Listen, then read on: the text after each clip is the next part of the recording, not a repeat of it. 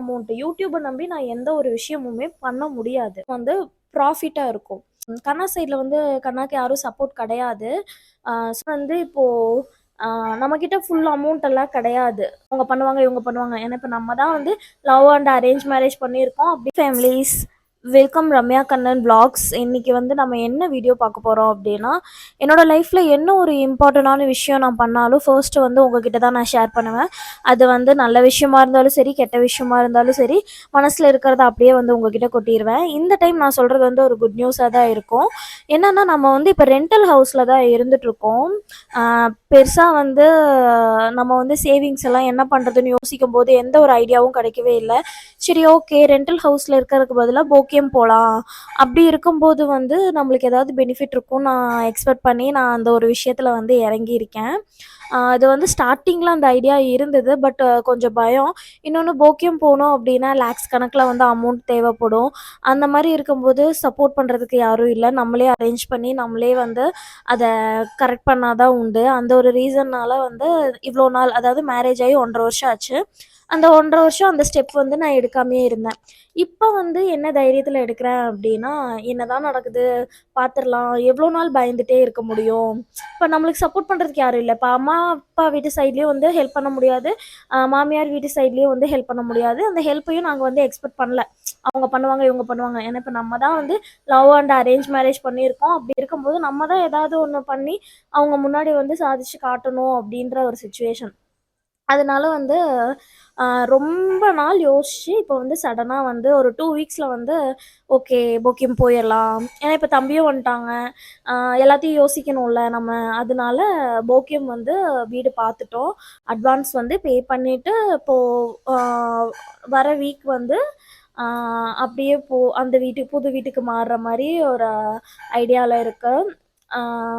இது வந்து நல்லதா கெட்டதா அப்படின்லாம் தெரியல. உங்களோட அட்வைஸ் என்ன அப்படிங்கிறத எனக்கு கமெண்ட்டில் ஷேர் பண்ணுங்கள். நான் வந்து நல்ல ஒரு முடிவு எடுத்திருக்கேனா இல்லையா அப்படின்னு சொல்லிட்டு இன்னும் நான் குழப்பத்தில் தான் இருக்கேன். ஏன்னா வந்து இப்போது நம்மக்கிட்ட ஃபுல் அமௌண்ட் எல்லாம் கிடையாது. 5 lakhs வந்து போக்கியம் ஹவுஸு. அந்த அமௌண்ட்டை அரேஞ்ச் பண்ணி தான் நம்ம வந்து அங்கே கொடுக்குறோம். அப்படி இருக்கும்போது வாங்குற கடனை வந்து எப்படி கட்டுறோம்?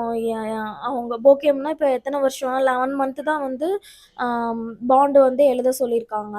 இப்போ 11 மந்த்துக்குள்ளே நம்மளால முடியாது.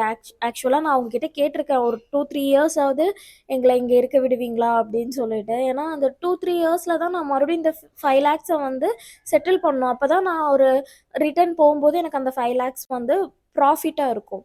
அவங்க எவ்வளோ நாள் நம்மள இருக்க விடுறாங்களோ அவ்வளோ நாள் நம்ம இருந்துட்டு, நம்மனால எவ்வளோ சேவிங்ஸ் பண்ண முடியுமோ அவ்வளோ சேவிங்ஸ் பண்ணுவோம். ஏன்னா இப்போது எடுத்தோம் கவுத்தோம் அப்படின்னு சொல்லி நான் இறங்கலை. எல்லாம் யோசிச்சு தான் பண்ணியிருக்கேன். இருந்தாலும் வந்து ஒரு பதட்டம் இருந்துகிட்டே இருக்குது. ஏன்னா நீங்கள் நினைக்கலாம், 5 lakhsக்கு இவ்வளோ பேசுகிறா, யூடியூப்பில் அமௌண்ட் வரும், அவள் ஹஸ்பண்ட் ஒர்க் பண்ணுறான், அப்படி இப்படின்னு சொல்லிட்டு நீங்கள் என்ன வேணால் நினைக்கலாம். பட் நான் வந்து இப்போ மிடில் கிளாஸ் ஃபேமிலினா உங்களுக்கு தெரியும், எல்லா விஷயத்துலையுமே கஷ்டப்பட்டு தான் வரணும். நான் வந்து யூடியூப்லேயுமே வந்து தினமும்லாம் நான் வீடியோ போடல. தினமும் வீடியோ போட்டேன் அப்படின்னா தான் நீங்கள் நினைக்கிற மாதிரி எனக்கு அது எப்படி சொல்கிறது, 60, 50, 1 lakh அந்த மாதிரி வரும். இப்போ எனக்கு வந்து செட் ஆஃப் அமௌண்ட் தான் வருது. அந்த அமௌண்ட்டை வச்சுட்டு நான் ஒரு விஷயத்தில் இறங்க முடியாது. இன்னொன்று, வியூஸ் போனால் தான் அமௌண்ட்டு. யூடியூப்பை நம்பி நான் எந்த ஒரு விஷயமுமே பண்ண முடியாது. சேல்ரி பேஸ்டு கண்ணாவை நம்பி மட்டும்தான் இப்போ நான் இருக்கேன். அவனை நம்பி, என்னை நம்பி இப்போ நாங்கள் எவ்வளோ செலவை கம்மி பண்ணிவிட்டு, ஆல்மோஸ்ட் நாங்கள் செலவே பண்ண மாட்டோம். ரொம்ப கம்மியான அமௌண்ட்டு தான் செலவுக்கே வச்சுப்போம். இருந்தாலும் வந்து எங்கள் மேலே இருக்கிற நம்பிக்கையில் நான் உள்ளே இறங்கியிருக்கேன். எல்லாத்தையுமே பாசிட்டிவாகவே கொண்டு போகலாம் அப்படிங்கிற ஒரு தாட்டில் தான் இருக்கேன். உங்களோட பிளெஸ்ஸிங்ஸ் எல்லாம் எனக்கு வேணும். ஏன்னா நீங்கள் தான் என்னை சப்போர்ட் பண்ணி, உங்ககிட்ட இருந்தும் நான் நிறையா வந்து உங்ககிட்ட பேசி பேசியே நான் நிறையா தெரிஞ்சுக்கிட்டேன்.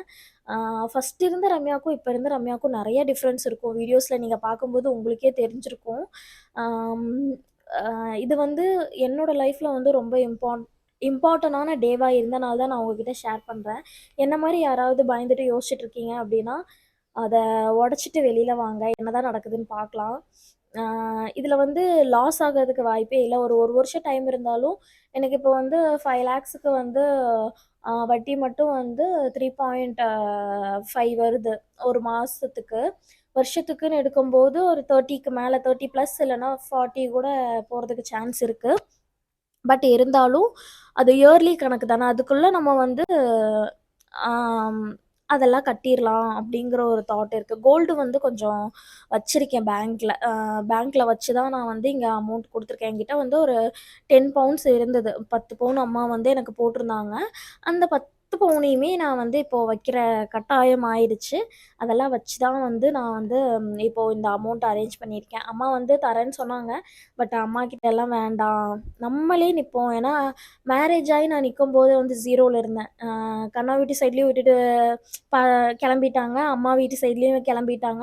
நானும் கண்ணாவும் மட்டும்தான். எங்கள் கையில் வெறும் ரூ. 2000 மட்டும்தான் இருந்தது. செலவுக்கு என்ன பண்ணுவோம், சாப்பாடுக்கு என்ன பண்ணுவோம், எந்த ஒரு கொஸ்டினும் எந்த வீட்டு சைட்லேருந்து வரல. என்ன தைரியத்தில் எங்களை விட்டுட்டு போனாங்க அப்படின்னும் தெரியல.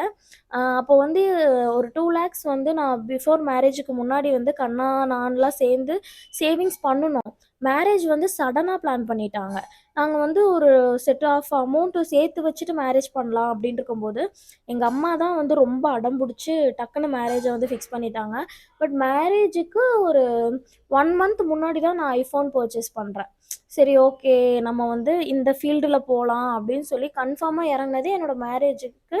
ஃப அந்த முன்னாடி மந்த்து தான். ஐஃபோனில் கேமரா குவாலிட்டி நல்லாயிருக்கும்ல, அப்படி இறங்கி ரெடி கேஷ் கொடுத்து எடுத்து இது பண்ணியிருக்கேன். அது அந்த மந்த்தே வந்து கண்ணா வந்து ஒரு பிஸ்னஸ் ஸ்டார்ட் பண்ணுறதுக்காண்டி அதுலேருந்து ஒரு அமௌண்ட் எடுக்கலாம். இப்படி நாங்கள் 2 லேக்ஸ் சேர்த்து வச்சதில் எங்கள் கையில் வந்து 50 தான் இருக்கும். பேலன்ஸ் எல்லாமே நாங்கள் வந்து செலவு பண்ணிட்டோம். சடனாக நெக்ஸ்ட் மந்த் எங்கள் அம்மா இருந்துட்டு, இல்லை இந்த மாதத்துலேயே மேரேஜ் வைக்கணும் அப்படி இப்படின்னு தடால் புடாலாக பேசி நெக்ஸ்ட் மந்த்தே எனக்கு மேரேஜ் வந்து ஃபிக்ஸ் பண்ணி வச்சு விட்டுட்டாங்க. அப்படி இருக்கும்போது எங்கள் கையில் இருந்த 50ல் வந்து மேரேஜுக்கு செலவு இருக்கும்ல. அப்போது வந்து கண்ணா சைடில் வந்து கண்ணாக்கு யாரும் சப்போர்ட் கிடையாது.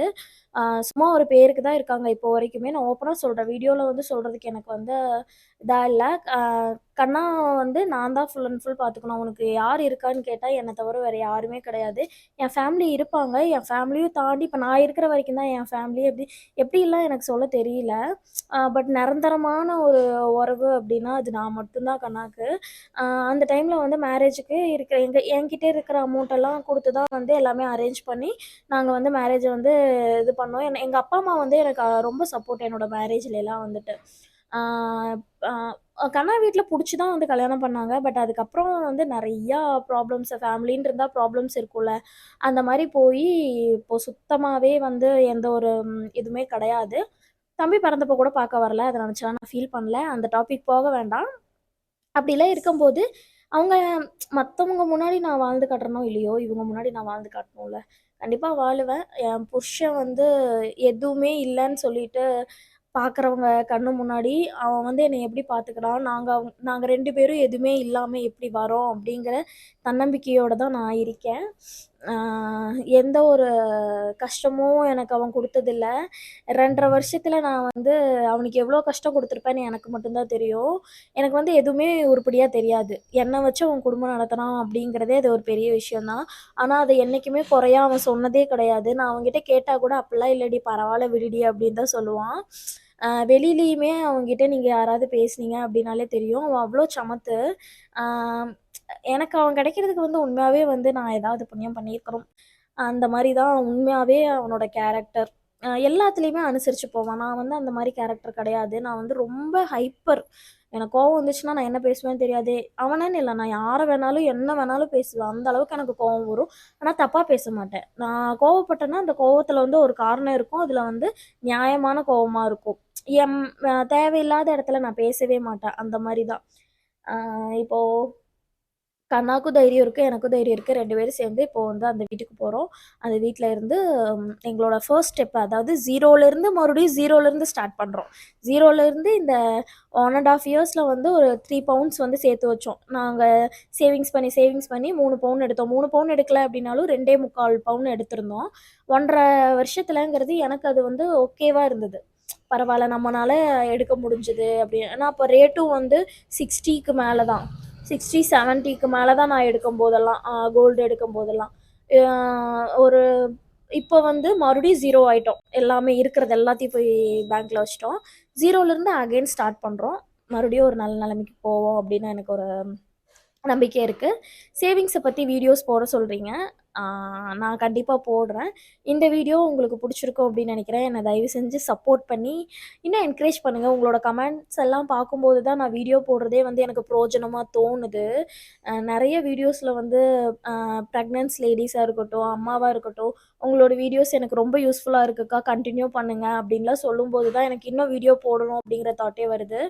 ஒரே ஒரு ஆசை இருக்கு. 30 நாளும் 30 வீடியோ போட்டு எவ்வளோ ரெவென்யூ வருதுன்னு பார்க்கணுன்னு.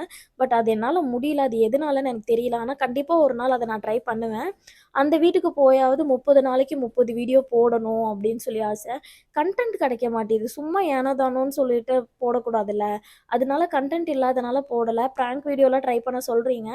கண்ணாவ வச்சு பிராங்க் வீடியோலாம் பண்றதுக்குள்ள நான் தான் பிராங்க் ஆகுறேன். அந்த மாரி தான் இருக்கு. பட் அந்த புது வீட்ல போய் நம்ம ஃபுல் அண்ட் ஃபுல் யூடியூப்ல இறங்குற ஐடியா இருக்கு. என்டர்டெயின்மெண்ட் பண்ணுறதுக்கான சான்சஸ்ஸு, தென் பேபீஸை பற்றி இன்ஃபர்மேஷன் எல்லாமே நம்மளோட சேனலில் வரும். அதுக்கு நம்மளோட சேனலை நீங்கள் மறக்காமல் சப்ஸ்கிரைப் பண்ணி பெல் ஐக்கானை கிளிக் பண்ணி வச்சுக்கோங்க. அப்போ தான் நான் போடுற வீடியோ உங்களோட நோட்டிஃபிகேஷனுக்கு வரும். ஹேர் கேர் எல்லாமே என்கிட்ட நீங்கள் என்னென்ன கேட்குறீங்களோ, நீங்கள் கேட்குற கொஸ்டினுக்கு ஏற்ற மாதிரி நான் வீடியோஸ் வந்து அப்லோட் பண்ணுவேன் கண்டிப்பாக. முடிஞ்ச அளவுக்கு உங்களோட டவுட்ஸ் எல்லாமே நான் வந்து